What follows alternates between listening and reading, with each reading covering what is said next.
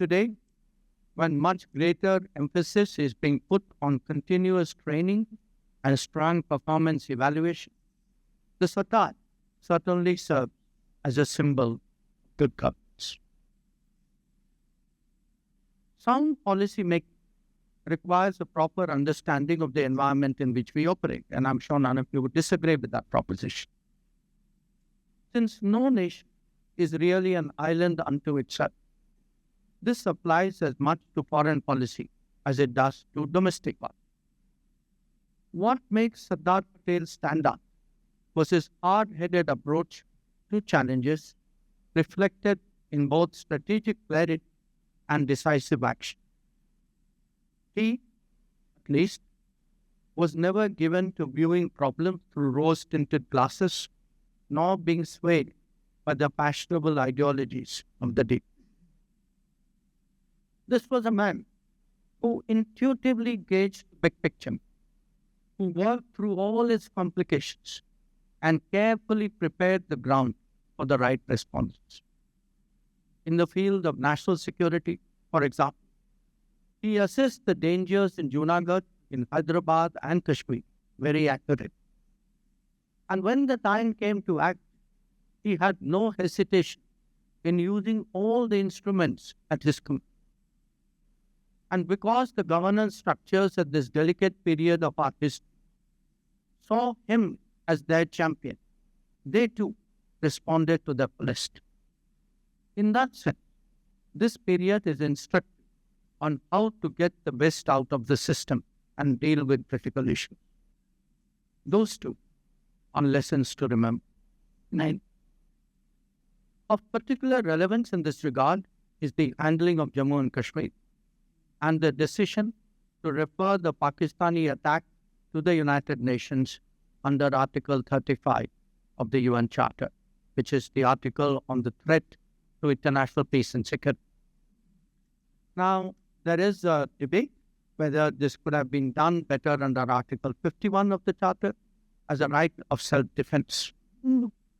But Sardar Patel actually was opposed to going to the United Nations at all.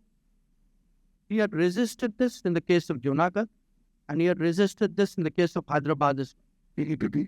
And his logic was a logic of very basic realism, that India should not submit its issues to the judgment and to the interests of other parts.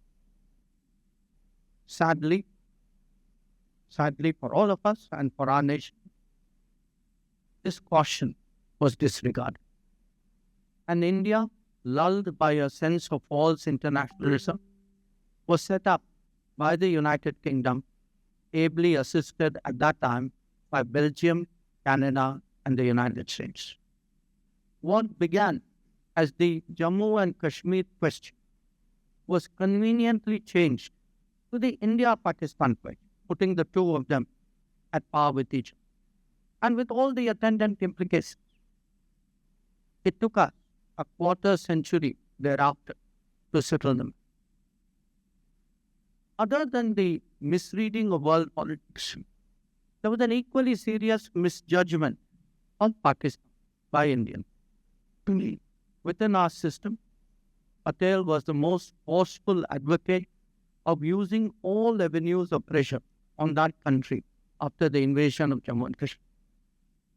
His reluctance to take the matter to the UN itself stemmed from the belief that Pakistan was better to deal directly with Pakistan rather than in a framework that would allow Pakistan to manipulate. His own approach in regard to refugee handling and rehabilitation issues in the country also said much about his attitude to nationalist forces. Sardar Patel recognized that those who truly responded to the crisis should be supported without allowing politics to color his assessment.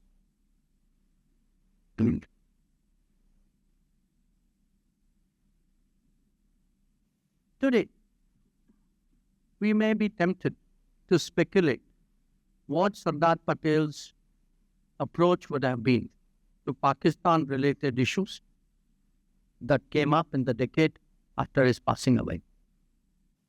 For example, would he have extended his support to the Indus Waters Treaty of 1960? Or dismissed it like the then Prime Minister as an issue just about a pail full of water that was negligible in the context of larger international politics, and subscribed to the justification that it was a decisive move towards a settlement and to peace with Pakistan.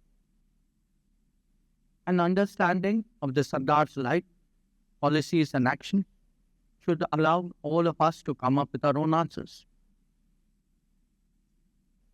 Like any neighbor, India would certainly like to have good relations